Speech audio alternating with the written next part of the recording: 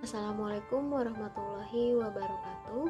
Nama saya Yayang Mulandini, nomor NIM 28920500027, program studi manajemen Fakultas Ekonomi dan Bisnis semester 3 dari Universitas Pancasakti Bekasi. Video ini dibuat untuk memenuhi tugas ujian akhir semester mata kuliah Manajemen SDM 1 dengan dosen pengampu Bapak Supardi MM. Topik rekrutmen, seleksi, pengenalan, dan penempatan. Yang pertama ada definisi rekrutmen. Rekrutmen merupakan komunikasi dua arah. Para pelamar menghendaki informasi yang akurat mengenai seperti apa rasanya bekerja di dalam sebuah organisasi. Sedangkan organisasi sangat menginginkan informasi yang akurat tentang pelamar tersebut jika kelak mereka menjadi karyawan. Dr. Andes Pautisno Cardoso Gomez tahun 1995 nomor 105 menyatakan bahwa rekrutmen merupakan proses mencari, menemukan dan menarik para pelamar untuk dipekerjakan dalam dan oleh suatu organisasi. Menurut Noe et al. Tahun 2000, rekrutmen didefinisikan sebagai pelaksanaan atau aktivitas organisasi awal dengan tujuan untuk mengidentifikasi dan mencari tenaga kerja yang potensial.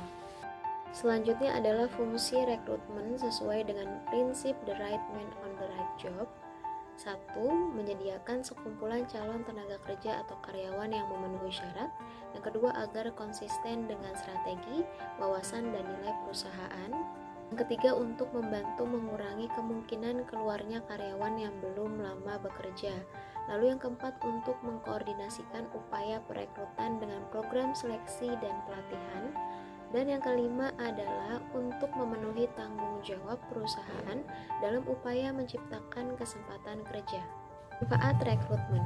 Manfaat dari rekrutmen adalah memiliki fungsi sebagai the right man on the right place, di mana hal ini menjadi pegangan bagi para manajer dalam menempatkan tenaga kerja yang ada di perusahaannya.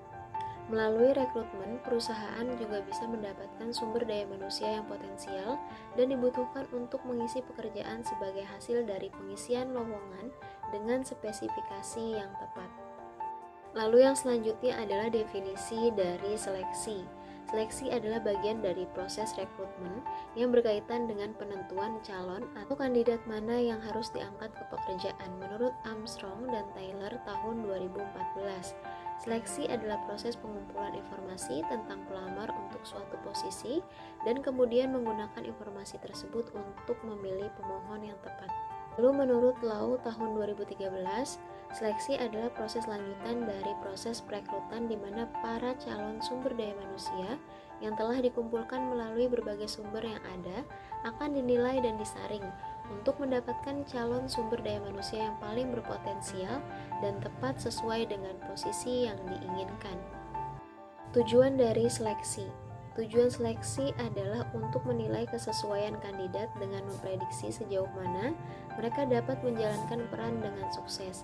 Hal ini melibatkan penentuan sejauh mana karakteristik pelamar dalam hal pengetahuan, keahlian, kompetensi, pengalaman, kualifikasi, pendidikan, dan pelatihan mereka sesuai dengan spesifikasi dan kemudian menggunakan penilaian ini untuk membuat pilihan di antara kandidat menurut Armstrong dan Taylor tahun 2014. Selanjutnya adalah fungsi dari seleksi. Yang pertama, mendapatkan calon karyawan dengan keterampilan dan kemampuan yang dapat melakukan pekerjaan dengan baik untuk perusahaan.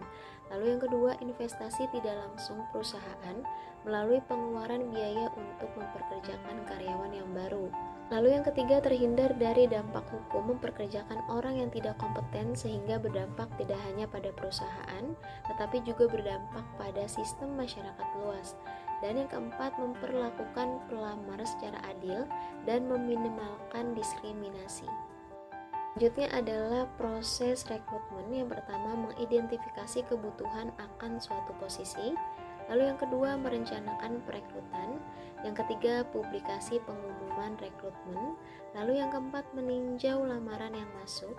Kelima, wawancara calon karyawan. Lalu yang keenam, pilih calon karyawan yang berkualitas. Ketujuh, negosiasi rincian gaji dan tanggal mulai kerja. Dan yang kedelapan, menyambut karyawan yang baru. Lalu yang selanjutnya ada komponen dalam suatu proses seleksi, yaitu yang pertama kuantitas atau jumlah tenaga kerja yang dibutuhkan, yang kedua standar kualifikasi tenaga kerja yang dibutuhkan, yang ketiga kualifikasi dari sejumlah calon tenaga kerja, kualifikasi yang menjadi dasar dalam seleksi, yaitu yang pertama keahlian, dua pengalaman, ketiga umur, empat jenis kelamin, yang kelima ada pendidikan, lalu yang keenam keadaan fisik, 7 adalah bakat, 8 karakter, 9 kejujuran, 10 kedisiplinan, dan 11 inisiatif dan kreatif. Lalu yang keempat ada serangkaian alat-alat seleksi, dan yang kelima adalah pendekatan seleksi. Jenis-jenis seleksi, yang pertama ada seleksi administratif, yang kedua seleksi tertulis, dan yang ketiga ada seleksi tidak tertulis. Yang selanjutnya adalah proses dari seleksi. Pertama, screening lamaran atau berkas. Yang kedua, tes mengisi formulir lamaran. Yang ketiga, tes kemampuan dan pengetahuan. Lalu yang keempat, wawancara. 5, pemeriksaan kesehatan. Dan yang keenam, laporan hasil seleksi. Selanjutnya adalah penempatan karyawan. Menurut Rifai tahun 2009 nomor 198, penempatan ialah mengelompokkan para karyawan pada posisi kerja tertentu. Hal ini khusus terjadi pada karyawan baru. Dapat tersebut menegaskan saja, melainkan harus mencocokkan dan membandingkan kualifikasi yang memiliki pegawai dengan kebutuhan dan persyaratan dari suatu jabatan tertentu, sehingga the right man on the right place tercapai. Penempatan lebih banyak dibuat oleh manajer. Jenis penempatan yang pertama promosi. Sebuah promosi terjadi ketika seorang karyawan dipindahkan dari satu pekerjaan ke posisi yang lebih tinggi dalam hal pembayaran gaji, tanggung jawab dana atau tingkat status keorganisasiannya. Sering pula disebut sebagai proses penugasan kembali seorang karyawan ke posisi yang lebih tinggi. Yang kedua adalah pengalihan atau transfer. Pengalihan dan penurunan pangkat adalah dua kegiatan penempatan karyawan pokok yang terjadi di sebuah perusahaan. Pengalihan terjadi manakala seorang karyawan dipindahkan dari satu pekerjaan ke posisi yang lain yang relatif pembayaran gajinya sama. Begitu pula tanggung jawabnya dan tingkat dalam struktur organisasinya. Lalu yang ketiga ada penurunan pangkat atau demosi. Penurunan pangkat dapat pula dikatakan sebagai penugasan kembali dari seorang karyawan ke posisi pekerjaan yang lebih rendah, dengan gaji atau upah yang lebih kecil, serta kualifikasi keterampilan dan tanggung jawab yang lebih rendah. Penyebabnya dapat berasal dari karyawan dan atau pertimbangan perusahaan. Sekurang-kurangnya ada 5 alasan mengapa penurunan pangkat itu terjadi, yaitu yang pertama promosi yang gagal, yang kedua ketidakmampuan melaksanakan pekerjaan yang ditugaskan kepada karyawan yang bersangkutan, yang ketiga kapasitas karyawan yang kurang, seperti kedisiplinan dan kehadiran kerja yang kurang. Lalu yang keempat pengurangan kapasitas perusahaan, misalnya ada merger dan reorganisasi. Lalu yang keempat program penempatan pekerjaan. Perusahaan menginformasikan kepada para karyawan tentang adanya kualifikasi dan pembukaan kesempatan kerja yang belum terisi.